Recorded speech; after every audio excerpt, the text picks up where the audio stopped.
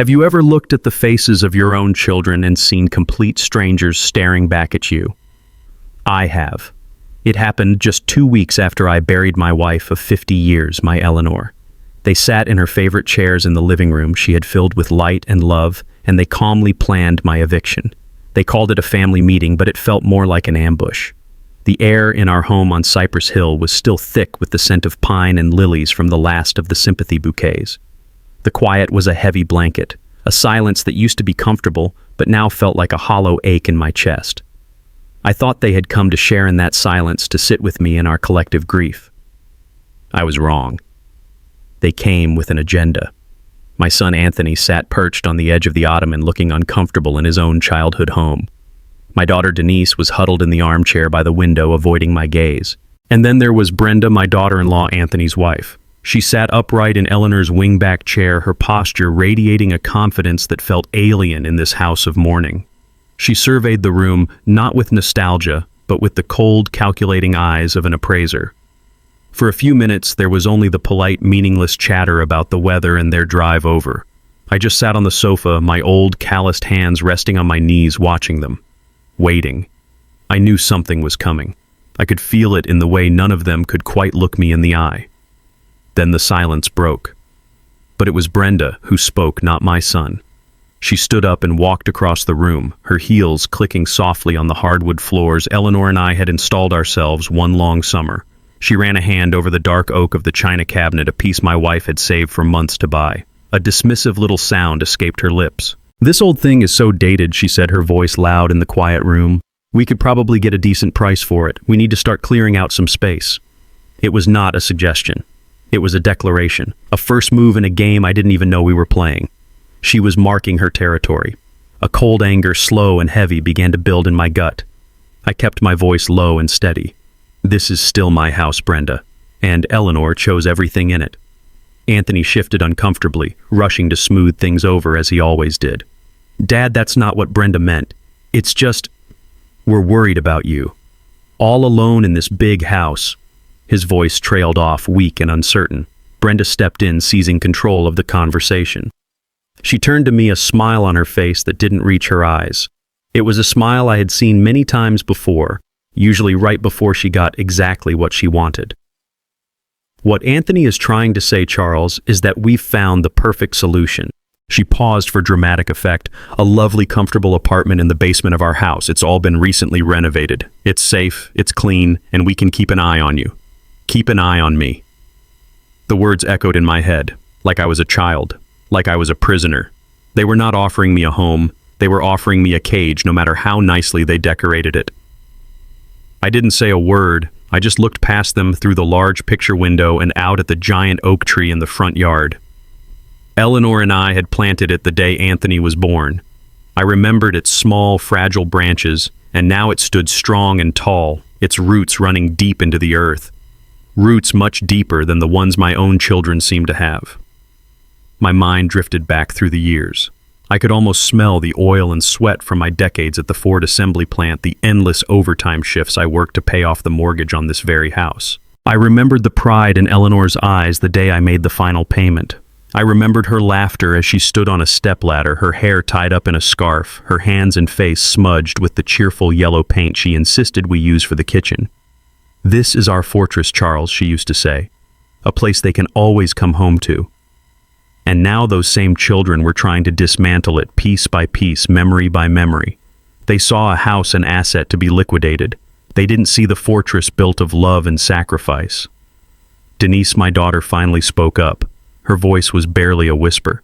"Dad, we just want what's best for you." I turned my gaze from the window and looked directly at her. I looked into her eyes, searching for the little girl who used to run to me when she fell, the young woman who I walked down the aisle. But I couldn't find her. All I saw was a stranger, her face etched with a weak guilt, repeating a line that Brenda had clearly fed her. In that moment, the grief for my wife was suddenly joined by a new, sharper grief. The grief for the children I thought I had raised. My silence filled the room, heavy and absolute.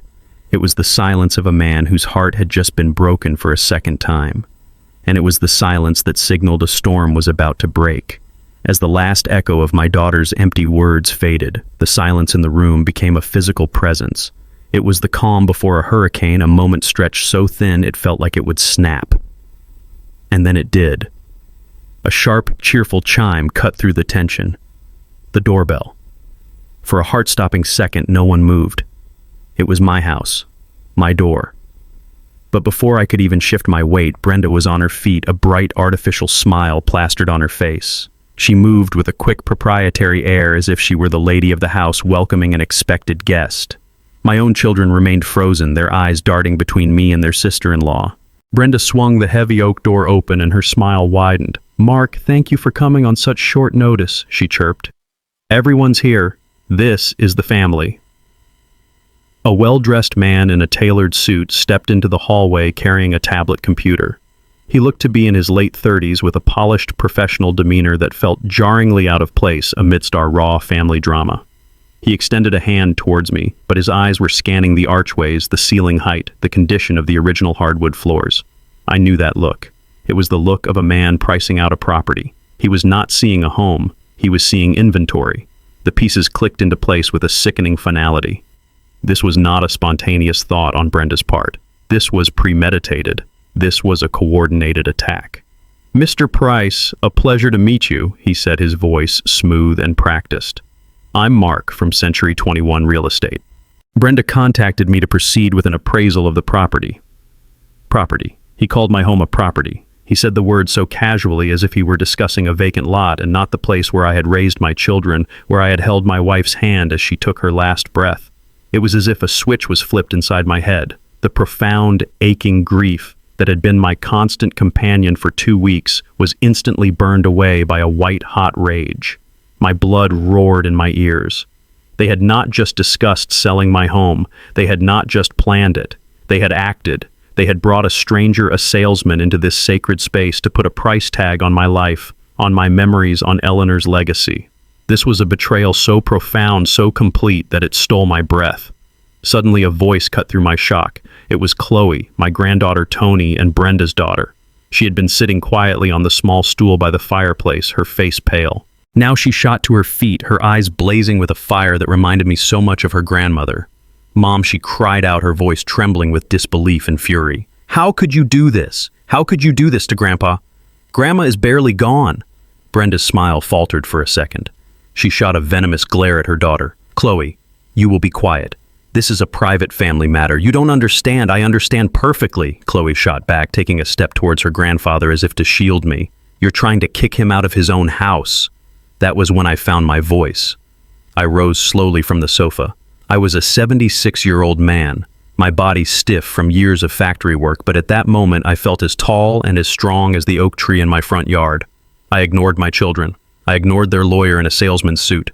I looked directly at Brenda, the architect of this misery. The man who had been a grieving husband just moments before was gone. In his place was a man who had nothing left to lose.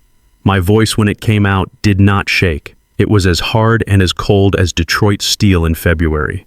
"Who," I asked, my voice dangerously soft, "gave you permission to enter my home?" Mark, the real estate agent, froze. His professional smile evaporated. He looked from me to Brenda, suddenly realizing he had walked into a minefield. I apologize, Mr. Price," he stammered, taking a half step back towards the open door. "Mrs. Price here said that everything was arranged, that the family had made a decision." Brenda puffed up with indignation, trying to regain control. "Dad, don't make a scene. This is for your own good. We're just trying to be practical." Practical. The word was an insult. I took a step towards them, and for the first time I saw a flicker of fear in my daughter-in-law's eyes. She had only ever seen me as a gentle, accommodating old man, the provider, the quiet father figure. She had never seen the man who had fought for his union, the man who had faced down foremen and stood his ground. She was seeing him now. I raised my hand, not in a threatening way, but with an authority that was absolute. I pointed a steady finger towards the front door. "Every single one of you," I said, my voice rising with each word clear and powerful, resonating off the walls that held a lifetime of my memories. "Get out of my house right now." The silence that followed was absolute. Tony's face had gone chalk white. Denise looked like she was about to be sick. Brenda's jaw was hanging open, her carefully constructed plan crumbling around her. Mark, the real estate agent, was already backing out of the doorway, mumbling apologies. He wanted no part of this. For a long moment, my children and my daughter-in-law just stared at me, utterly stunned. They were seeing a stranger, a father they had long ago dismissed and forgotten. A man who was not going to be managed or put away in a basement. I took another step. I will not say it again. That broke the spell. Tony practically scrambled to his feet, pulling at Brenda's arm. "Brenda, let's go. We should go." Denise got up and hurried past me without a word, her face buried in her hands. Brenda, defeated and humiliated, finally let Tony guide her out the door. Chloe was the last to leave. She paused at the doorway, her eyes filled with tears. "I'm so sorry, Grandpa," she whispered. I gave her a small, almost imperceptible nod. She was the only one who had seen a man, not a problem to be solved. Then she was gone too. The heavy door slammed shut, the sound echoing through the suddenly cavernous house. I was alone, completely and utterly alone. I stood in the middle of my living room for a long time, the silence pressing in on me. But it was a different kind of silence now. It wasn't the hollow silence of grief. It was the charged silence of a battlefield after the first shots have been fired. The shock had passed, the rage had cooled, and in its place something new and hard and clear was forming. Resolve. They had drawn their line. Now I would draw mine. This was my home, Eleanor's home, and I would defend it, no matter what it cost me. I stood there for a long time after the door slammed shut, the sound of final jarring punctuation to the ugliest chapter of my life. The silence that rushed in to fill the void was different from the quiet grief I had grown accustomed to. This was a hostile silence thick with betrayal. The familiar comforts of my living room now seemed alien and mocking. The armchair where Eleanor used to read was just an empty piece of furniture. The family photos on the wall felt like portraits of strangers, their smiling faces a cruel irony.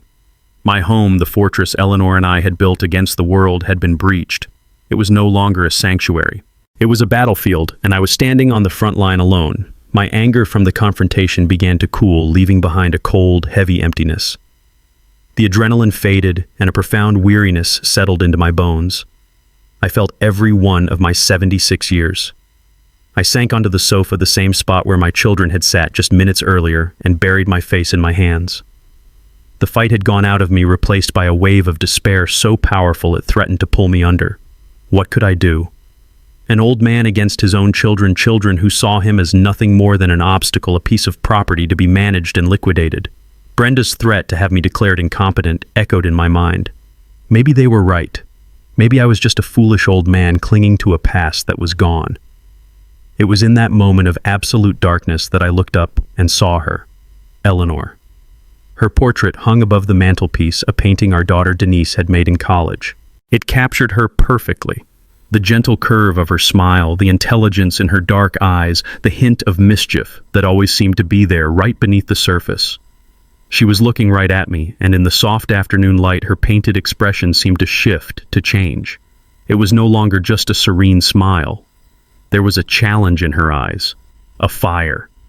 It was the look she always got when she was about to stand up to an injustice, big or small. The look that said, "Don't you dare give up."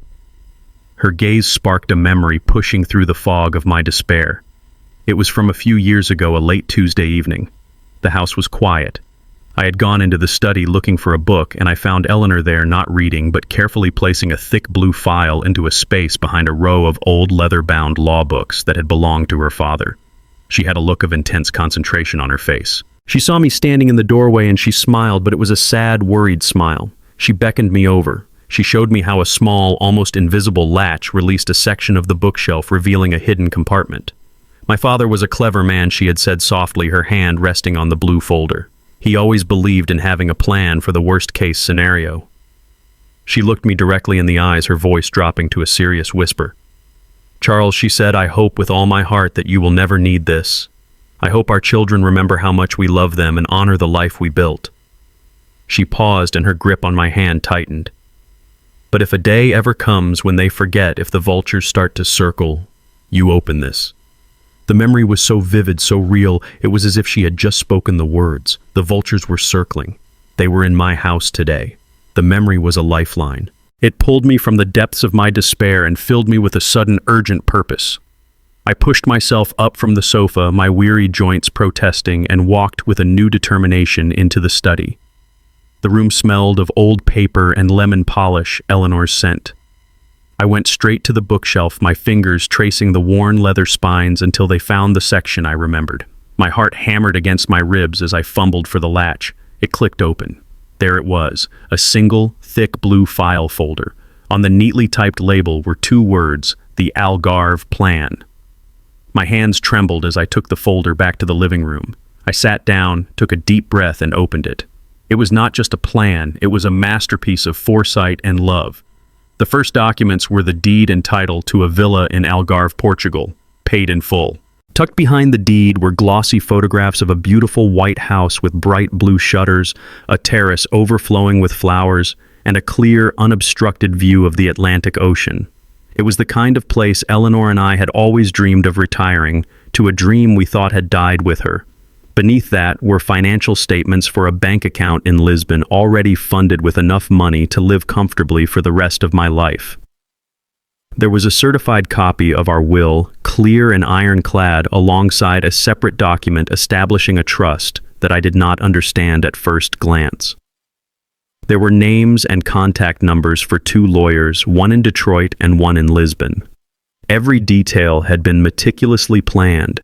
She had been preparing this for years, preparing to protect me from our own children. The last thing in the folder was a handwritten letter sealed in a simple white envelope with my name on it, written in her elegant script. I carefully opened it. My dearest Charles. The letter began. If you are reading this, then my greatest fear has come true. The love we poured into our children was not enough to protect them from the poison of greed. I know your heart is broken, my love. I know you feel betrayed and alone. Please let yourself feel that pain, but do not let it consume you. Do not grieve for the children we lost. Instead, be angry. Let your anger be the fuel that you use to fight back. Anger in the face of injustice is not a sin, it is a necessity. I prepared this path for you not as an escape, but as a victory. I have watched them for years, listened to their whispers, seen the entitlement growing in their hearts. I saw how they looked at this house, at our savings, not as the fruits of our labor, but as their future inheritance, something they were owed. I could not bear the thought of them stripping you of your dignity, of cornering you in your grief. So I built you a new fortress, one they cannot touch. Go and live the rest of your life in the sunshine by the sea. You have earned every moment of peace, every beautiful sunset.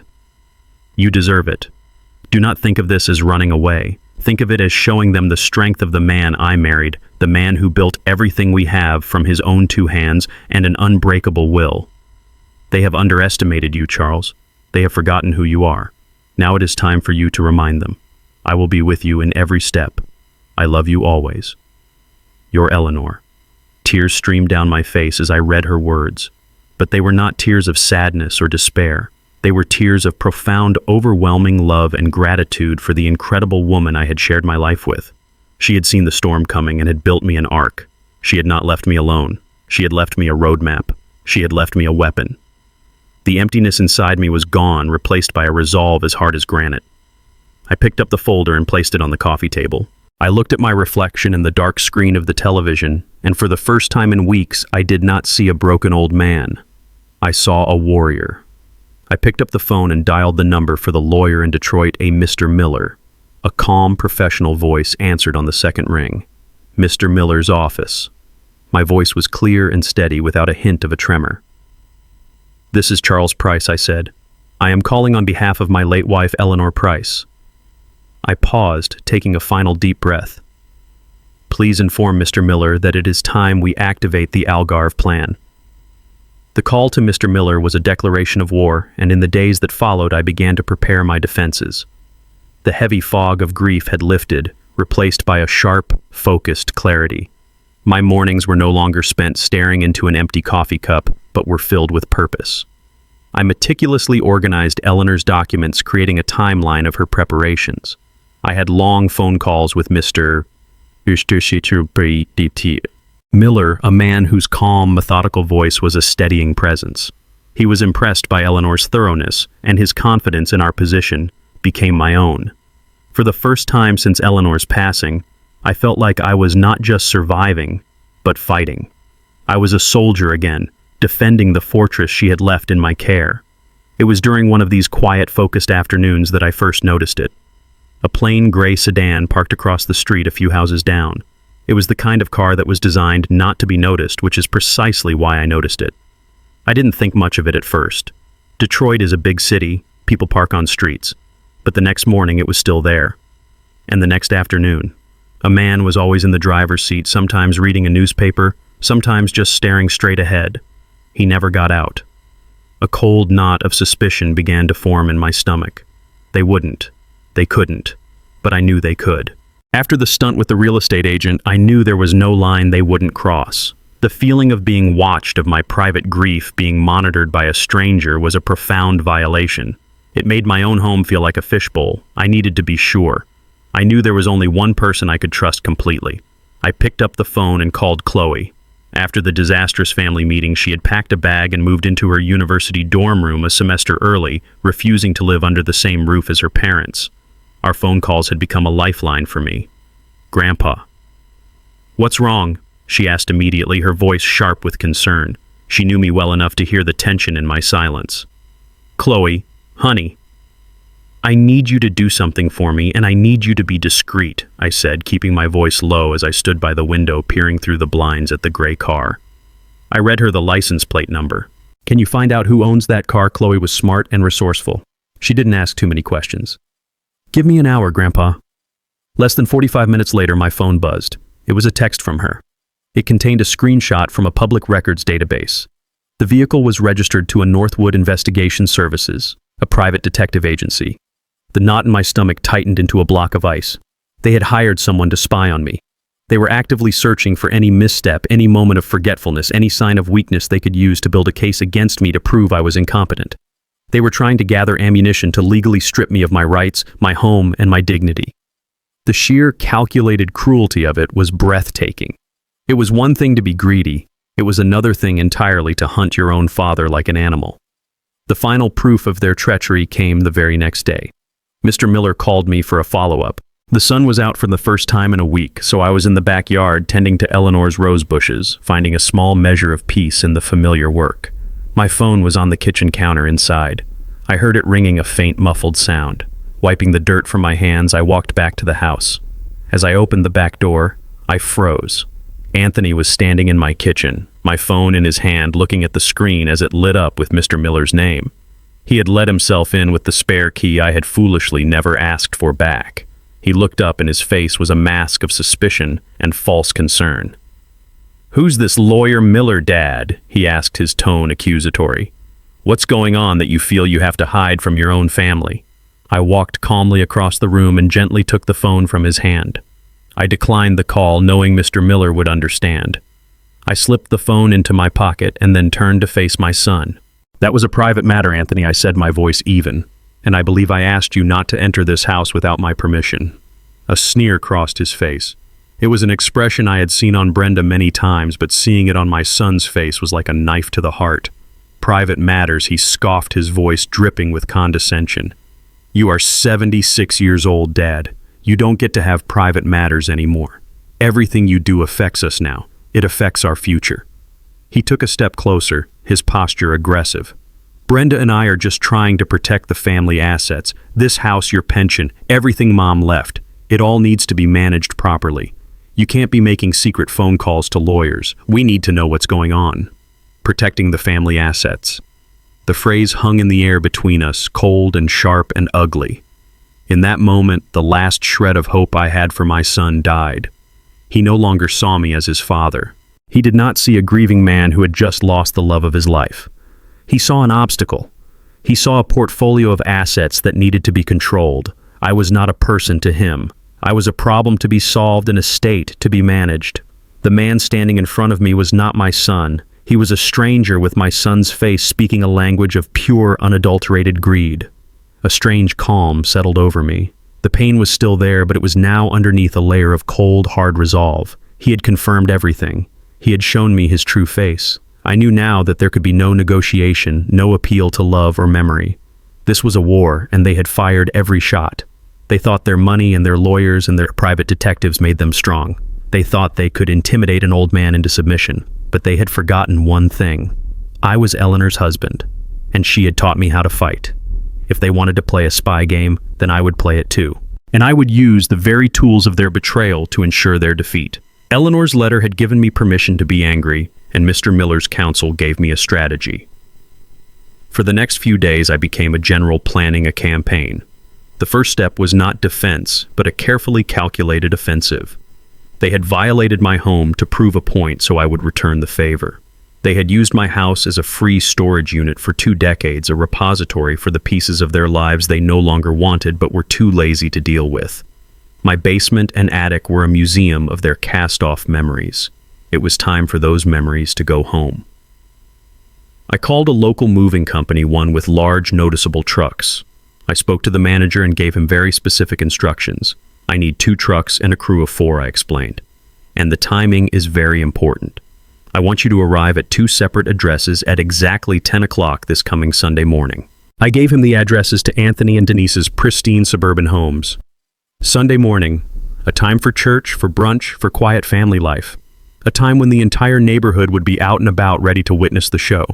I wasn't just clearing out my attic. I was tearing down the carefully constructed facade of their perfect lives. That Sunday, I was parked at the end of Anthony and Brenda's immaculate cul-de-sac in my old Buick. The sun was bright, glinting off the polished windows of the oversized houses. Lawns were manicured to perfection, and expensive SUVs were being washed in driveways. It was a picture of suburban tranquility, a world built on appearances. I felt a grim satisfaction knowing I was about to shatter that picture. At precisely 10 o'clock, just as families were returning from morning services dressed in their Sunday best, 2 enormous moving trucks rumbled down the quiet street. They were impossible to ignore. One pulled up directly in front of Tony and Brenda's house, its air brakes hissing loudly. The other continued down the road to Denise's. Doors opened. Neighbors peeked out from behind their curtains. A few people who were out walking their dogs stopped and stared, curious about the sudden commotion. My heart was steady. This was not an act of petty revenge. This was a calculated move, a public statement. This was justice. The foreman from the moving company had his instructions. The rear doors of the trucks rolled open, and the parade of memories began. It was a spectacle of forgotten things, a procession of everything my children deemed unworthy of their new lives. Out came Anthony's rusty red tricycle, the one he had cried for on his 5th birthday. Then came 3 large, dusty boxes filled with Denise's old comic books and romance novels. A lumpy, stained floral sofa, the one Brenda had triumphantly left in my basement when she and Tony bought their first leather sectional, was carried out and placed right in the middle of their perfect green lawn. The pile grew higher and higher. An old, boxy television set from the 90s. A treadmill that was used as a clothes hanger for 5 years before being relegated to my garage. An empty birdcage. Tennis rackets with broken strings. College textbooks. A box of mismatched coffee mugs. It was 20 years of clutter. 20 years of my home being treated like a glorified dumpster. Each item placed on that lawn was a testament to their thoughtlessness, a piece of physical evidence of their disrespect. The whispers started. Mrs. Gable from next door, the neighborhood's unofficial watchdog, was talking animatedly with another neighbor, both of them pointing at the growing mountain of junk. The perfect image of the Price family, the successful son and his lovely wife, was literally being dismantled in front of the entire neighborhood. Finally, the front door of the house flew open. Anthony stormed out, his face crimson with a mixture of confusion and rage. Brenda was right behind him, her jaw tight with fury. They saw the trucks. They saw the movers. And then they saw the pile of their own history sitting on their lawn like a monument to their neglect. My phone rang. I answered on the first ring, my voice perfectly calm. "Hello, Anthony. Dad." "What in the hell do you think you're doing?" He screamed into the phone, his voice cracking with panicked rage. "What is all this junk? My entire neighborhood is out here staring." I watched him from my car as he paced back and forth on his driveway, a wild animal in a cage of his own making. "I'm just returning your property, son," I said, my tone reasonable and calm. "You and Brenda were so concerned about making space for me in my own home. I figured the best way I could help was by making some space for you and yours. All of these things belong to you and your sister. I'm just giving them back." There was a sputtering sound on the other end of the line, and then Brenda's shrill voice took over. "You senile old fool," she shrieked, the venom in her voice practically dripping through the phone. "You think this is funny? You are going to regret this. You hear me? We are done trying to be nice. Our lawyer will prove you are mentally incompetent. We will get guardianship, and you will spend the rest of your miserable life in a nursing home wondering what you did wrong." She was screaming, losing all control in a fit of pure, unadulterated rage. Her public humiliation had stripped away the last veneer of her polite facade, revealing the ugly truth underneath. I said nothing. I just listened. I let her spew all her poison, let her make all her threats. I let her dig her own grave. When she finally ran out of breath and slammed the phone down, I ended the call. The chaos continued outside, but inside my car, everything was quiet. I didn't feel angry. I didn't even feel triumphant. I felt a quiet, solid sense of rightness. I had set a trap and they had walked right into it, just as Eleanor knew they would. My eyes drifted down to the passenger seat. Lying there was a small, discreet digital voice recorder. Its little red light was blinking steadily, a silent witness to the entire conversation. I reached over and pressed the stop button. The recording was saved. I had my proof. I had everything I needed. The conference room at Miller Hayes & Associates was designed to intimidate. The long, polished mahogany table reflected the grim faces of my children like a dark, still lake. Floor-to-ceiling windows showed a gray Detroit sky. The air was thick with a tension so heavy it felt hard to breathe. I sat on one side of the table with Mr. Miller, my back straight, my hands resting calmly in my lap. On the other side sat Anthony, Brenda, and a tearful Denise, flanked by a smug-looking lawyer in an expensive suit. His name was Davies, and he carried himself with the unearned confidence of a man who believed he had already won. Brenda was a picture of false sincerity, dabbing at her dry eyes with a tissue. Anthony just stared at the table, refusing to look at me. Only Denise seemed to be genuinely suffering, her shoulders slumped in a posture of complete misery. I felt a flicker of pity for her, but it was quickly extinguished. Her silence had been a weapon just as surely as Brenda's words had been. Mr. Davies cleared his throat, arranging a stack of papers in front of him.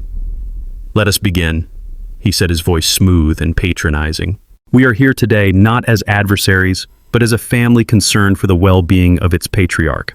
My clients, Mr. and Mrs. Anthony Price, have reluctantly concluded after a series of increasingly erratic and alarming incidents that Mr. Charles Price is no longer capable of managing his own affairs, both personal and financial." He gestured towards a file. "We have statements from neighbors regarding the recent public disturbance, a clear indication of impulsive and irrational behavior. We are prepared to file a petition for conservatorship not out of malice, but out of a profound sense of familial duty. It is the responsibility of the children to protect their aging parents and to safeguard the family assets for their own good." He looked directly at me, a condescending little smile playing on his lips. He thought he had me cornered. He thought this was a simple matter of an old man who had lost his wits. "Mr. Miller let the silence hang in the air for a moment before he spoke, his voice a calm counterpoint to the lawyer's slick performance. "Mr. Davies," he said politely, "that is a compelling narrative. However, before we discuss your petition, I believe there is a piece of evidence that might provide some necessary context to my client's recent actions." He placed my small digital recorder on the center of the mahogany table. Its presence seemed both tiny and monumental. "This is a recording of a telephone conversation that took place last Sunday," Mr. Miller explained. He pressed the play button. Suddenly, the formal quiet room was filled with Brenda's voice, shrill and ugly and stripped of all pretense. "You senile old fool," her recorded voice shrieked. "You think this is funny? You are going to regret this. Our lawyer will prove you are mentally incompetent. We will get guardianship, and you will spend the rest of your miserable life in a nursing home." The effect was instantaneous and devastating. The smug look on Mr. Davies's face dissolved into slack-jawed shock. He stared at his client as if seeing her for the first time. Anthony sank so low in his expensive leather chair that he almost disappeared from view. Brenda's face went from a pale white to a blotchy, furious red. The recording played on for another 30 seconds, a non-stop tirade of threats and insults. The air crackled with her recorded malice. Mr. Miller pressed stop, and the silence that returned was damning. Their entire case, their entire pretense of loving concern, had been utterly demolished by Brenda's own words. Before Davies could even begin to stammer out a response, I acted. I reached into my briefcase and pulled out the thick blue folder. I pushed it slowly and deliberately across the polished table. It slid to a stop directly in front of Anthony. "Open it," I said, my voice quiet but firm. He hesitated, then fumbled with the clasp. His eyes widened as he saw the contents. He pulled out the glossy photographs of the sun-drenched villa in Portugal, its blue shutters like bright, cheerful eyes looking out at the ocean. He saw the deed paid in full, in my name and my name alone. "What is this?" he whispered, his voice hoarse. "That I said is my home. In Algarve, Portugal. Eleanor and I purchased it 5 years ago. My flight leaves next Tuesday. As you can see, I do not require your care or the use of your basement. I have made my own arrangements." The shock on their faces was a sight to behold. They had built their entire plan on the assumption that I was trapped, that I was financially dependent and had nowhere else to go. The existence of this secret life, this escape plan crafted by Eleanor, had completely blindsided them. But Brenda, even in defeat, had one last card she thought she could play. She snatched the papers from her husband's hand, her eyes scanning them wildly. "Fine," she spat, her voice a harsh whisper. "Go to Portugal, rot in the sun for all I care. But this house, the house in Detroit, that is our inheritance. It's family property, and we will sell it as soon as you are gone." Mr. Miller leaned forward, a look of almost gentle pity on his face. "Actually, Mrs. Price, you will not," he said softly. "You see, your assumptions about the ownership of the house on Cypress Hill are incorrect. Mr. and Mrs. Price were very wise. 10 years ago, they placed the house into a legal entity known as an irrevocable family trust." Davies, their lawyer, looked up, his eyes wide. He understood the implications immediately. "An irrevocable trust," he murmured, his professional composure gone. "Precisely," Mr. Miller continued, his voice calm and methodical.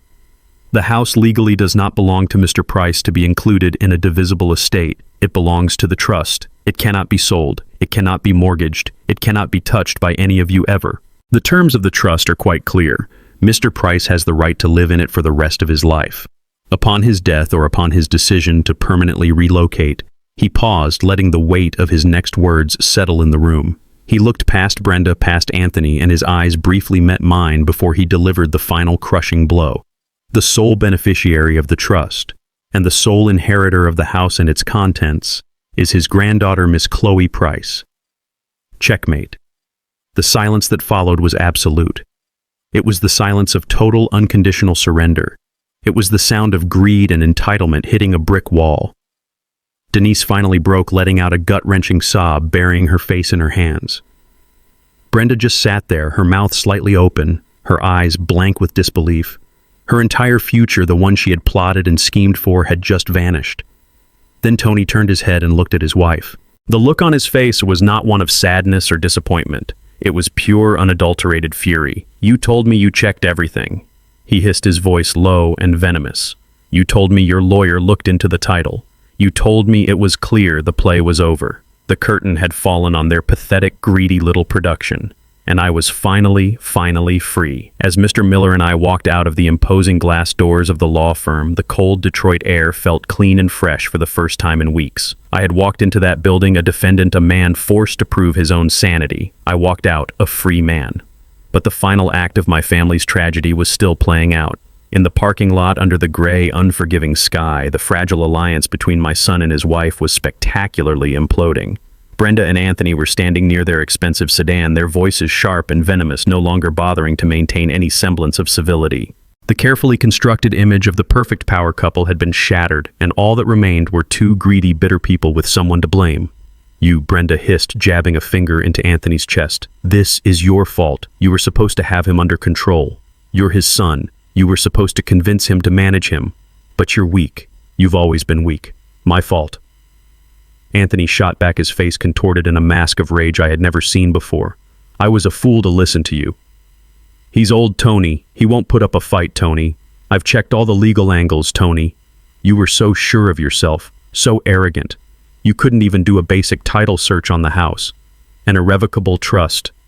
10 years old. How did you miss that, Brenda? How?" Their fight was ugly and raw, a public airing of a marriage built on a foundation of sand. It was never about love or partnership. It was about acquisition, about social climbing, about assets. I had been their primary asset, the key to the next level of their ambition, and they had failed to acquire me. Now they were turning on each other like wolves. I missed it, because your sainted mother was a sneaky, manipulative old woman. Brenda screamed, her voice echoing in the quiet parking lot. A few people walking by turned to stare. Don't you dare talk about my mother. Anthony warned, his voice dangerously low. Why not? Brenda laughed, a bitter, humorless sound. She beat me, didn't she? From beyond the grave, a villa in Portugal, and a trust for our daughter. Not for us, her loving children, but for the one person who wasn't in on the plan. She always knew how to twist the knife. I stood there with Mr. Miller, an unwilling spectator to the wreckage. I felt no satisfaction, no joy in their misery. All I felt was a profound, bottomless sadness. These were the people I had raised, the family I had built. And this was what it had all come to. A screaming match in a parking lot over a house they could never have. Anthony finally had enough. He threw his hands up in the air, a gesture of complete surrender. I'm done, Brenda. I'm done with you. I'm done with all of this. He turned, walked to the far end of the parking lot, got into his own car, and drove away, leaving her standing there alone by her luxury vehicle, her face a mask of stunned, impotent rage. Later that evening, the house was quiet. I sat in Eleanor's armchair, a cup of tea growing cold in my hands, trying to process the day's events. The victory felt hollow. I had won the battle, but the war had cost me my family. The phone rang, startling me. I saw Denise's name on the screen and hesitated before answering. Her voice was thick with tears. Dad, she choked out. I just wanted to say, I'm so sorry. I'm so sorry. I listened as she sobbed, a torrent of excuses and apologies pouring out of her. She said she never wanted things to go this far. She said Brenda was just so forceful and Tony always listened to her. She said she was scared and didn't know what to do. She said she loved me. The words felt empty, meaningless. They were the words of a child trying to avoid punishment, not the words of an adult taking responsibility for her actions. I let her cry for a few moments, and then I spoke, my voice devoid of anger, filled only with a weary finality. Where was this voice a month ago, Denise? I asked quietly. Where was it when Brenda was calling me a leech in my own home? Where was it when you all sat in my living room and told me you were putting me in a basement? I know, Dad, I know, she cried. I was wrong, I was a coward. Yes, you were. I said the truth of it, simple and hard. I need you to understand something. Your love, your apology, it doesn't erase what you did or what you didn't do. You stood by and watched. You chose their side through your silence, and you must live with that choice. I took a breath, the words tasting like ash in my mouth. You should have spoken up sooner, Denise. Silence is complicity. I was not trying to be cruel. I was simply stating a fact. Forgiveness was a gift I no longer had to give. Trust once shattered could not be so easily pieced back together. She cried some more, but there was nothing else to say. I had accepted the reality of who my children were. The loving father who would overlook any fault was gone. In his place was a man who now understood the high price of unconditional love. Goodbye, Denise, I said, and gently ended the call. The next afternoon I met Chloe at a small, quiet coffee shop downtown. She looked tired, her young face pale and her eyes red from crying. But when she saw me, she managed a small, genuine smile. She stood up and gave me a hug that felt like the first honest, warm thing I had experienced in months. We sat down with our coffees and I told her everything. I told her about her grandmother's foresight, about the secret she had kept for so many years. I explained the trust and what it meant. That the house, the fortress of our family's memories, was now her responsibility to protect.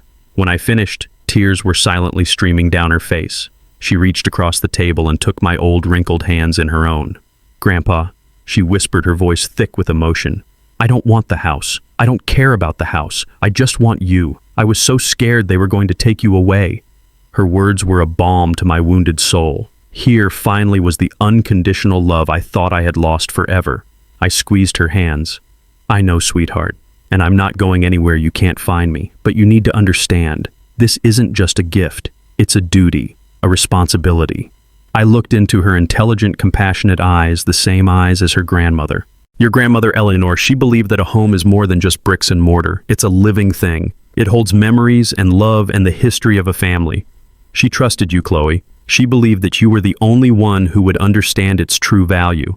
She knew you would protect it, not as a piece of property, but as a legacy. I reached into my coat pocket and pulled out an envelope. She also wanted you to have this. I pushed it across the table. Chloe opened it. Inside was a bank statement for a college fund Eleanor had set up for her years ago with enough money to pay for her entire law school education. Chloe stared at the paper, speechless. Grandpa, I can't take this. Yes, you can, I said firmly.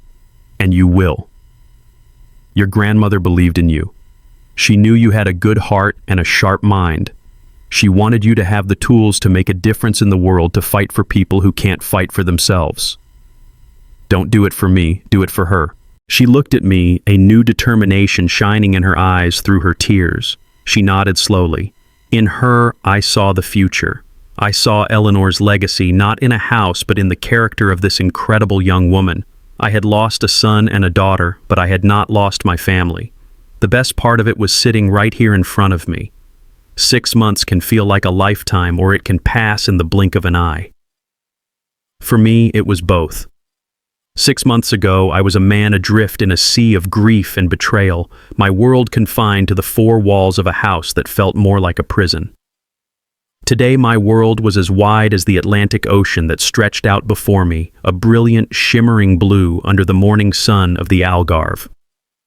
I sat on my terrace, the terracotta tiles warm beneath my bare feet, a cup of rich, dark Portuguese coffee sending steam into the clear air.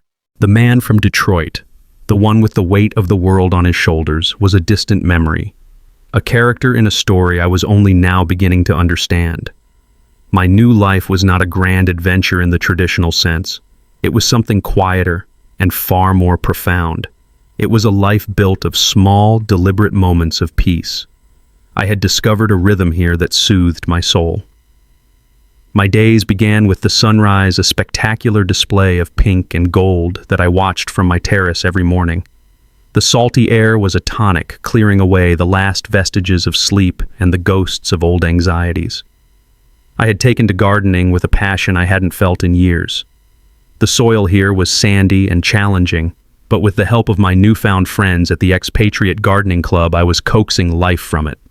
My small garden was now a riot of color, with vibrant bougainvillea spilling over the walls and the sweet scent of citrus blossoms hanging in the air. It was through this club that I met Samuel, a retired history professor from London, with a mischievous twinkle in his eye and a mind as sharp as a tack. We became fast friends, bonded by a shared love of history and a comfortable silence. Every Thursday afternoon, we would set up his old carved wooden chess set on a small table in the village square. Our games were slow and thoughtful, punctuated by long periods of quiet contemplation and observations about the world. It was during one of these games that I finally told him my story. He listened intently, his gaze never leaving the board. When I finished, he simply moved his knight and said, "It seems to me, Charles, that you did not lose a family. You merely pruned the dead branches to allow for new growth." His simple, profound wisdom had stayed with me. I found other routines that grounded me. I spent an hour every evening practicing Portuguese, my tongue fumbling with the beautiful lyrical words. The local community had embraced me, this quiet American widower. The woman at the pasteleria would save a fresh pastel de nata for me, her smile genuine. The man at the market would teach me the names of different fish, laughing good-naturedly at my accent. These small daily interactions were weaving me into the fabric of this place, creating a sense of belonging I never expected to feel again. I had also begun to write, filling a simple notebook with the stories of my life. It was a difficult process at times, revisiting painful memories. But from this distance, shielded by the sun and the sea, I could look at my past with a new clarity, not as a victim, but as a survivor who had finally found his way home. The greatest gift of this new life, however, was the deepening of my bond with Chloe. She was here for the summer, and her presence had transformed the villa from a peaceful sanctuary into a vibrant home. She had her grandmother's spirit, a boundless curiosity, and a compassionate heart that saw the good in the world. We fell into a routine that was both comfortable and full of discovery. We explored the coastline, finding hidden coves and quiet beaches. We spent hours in the kitchen together, the room filled with laughter as she tried to teach me how to cook cataplana, a traditional Portuguese seafood dish.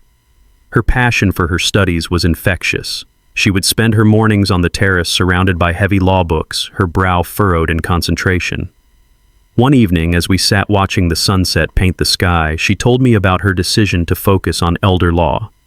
"It's because of you, Grandpa," she said, her voice soft but firm. "I saw what they tried to do. I saw how they tried to use the system to strip you of your dignity. The law should be a shield for people, not a sword to be used against them. I want to be that shield. I want to spend my life fighting for people who are in the position you were in, people who feel voiceless and alone." Her words filled me with a pride so immense it felt like my heart would burst. This was Eleanor's true legacy. Not the house, not the money, but this fierce, unwavering commitment to justice passed down to the next generation. We talked for hours that night, not just about the law, but about life, about love, about the kind of people we wanted to be. I shared stories of her grandmother. She had never heard stories of her courage and her quiet strength. And in sharing Eleanor's story, I felt her presence with us, a warm and loving benediction on our new beginning. My last morning with Chloe before she had to fly back for the fall semester, I woke early. I sat on the terrace with my coffee, watching the world awaken. Chloe was at the small table nearby, already engrossed in one of her textbooks, a highlighter in her hand. The morning sun caught the highlights in her dark hair, and as she looked up and smiled at me, I saw her grandmother so clearly it was like a vision. It wasn't just her physical appearance, it was the intelligence in her eyes, the determination in the set of her jaw, the spirit that refused to be diminished. A profound sense of peace settled over me, a peace that was deep and unshakable. The ugly battle in Detroit, the loss of my son and daughter to their own moral failings, the deep gutting pain of their betrayal, it all seemed very far away. Those events had been a fire that had burned my old life to the ground. But from those ashes, something new and stronger had grown. I had lost the family I thought I had, but I had found the family I truly needed in my bond with Chloe. More importantly, I had found myself. I was no longer just a father, a husband, a retiree. I was Charles, a man living on his own terms in a place of his own choosing. I took a slow sip of my coffee. The flavor was rich and dark, a simple, perfect pleasure. I felt the warmth of the sun on my face, a gentle, healing touch. I looked at my granddaughter, the guardian of my family's true legacy, and then I looked out at the vast, endless ocean. I was finally completely and gloriously free. True family wealth isn't measured by what you inherit, but by the integrity you uphold. Self-respect is the one asset that can never be seized or sold. Sometimes the most loving act is to set boundaries that protect your dignity, forcing others to confront the true cost of their greed.